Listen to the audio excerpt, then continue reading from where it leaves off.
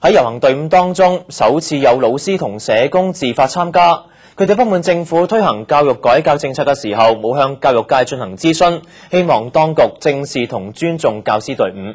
麥家豪報導。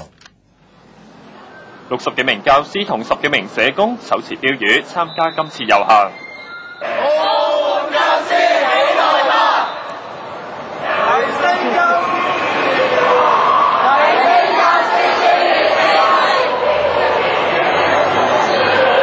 佢哋表示，政府偏重博彩業，而喺推行教育政策嘅時候，亦都缺乏向教師諮詢。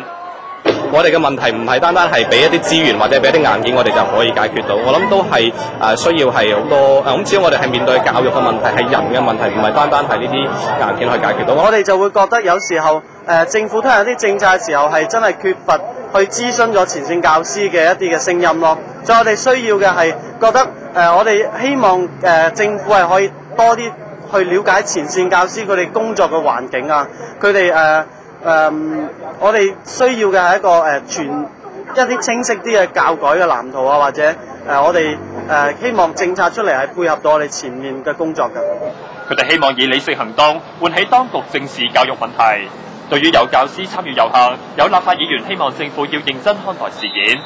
因為遊行咧只係希望表達個訴求嘅啫，因為唔可能係用一個遊行方式就解決到問題。而係我希望就係政府透過有一批年輕教師嘅遊行咧，而聽到呢個即係了解到呢個信息嘅時候咧，係真係去認真去思量下教育界裏面發生咩問題，點樣去認真去解決呢啲問題。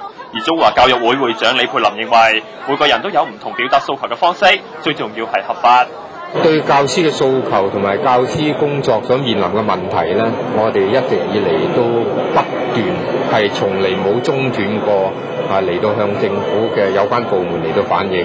咁我哋亦都會堅持呢個咁樣嘅做法。佢表示，今後會透過參與政府部門嘅會議，將教師同埋團體嘅意見向當局反映。澳門電視台記者麥家豪報道。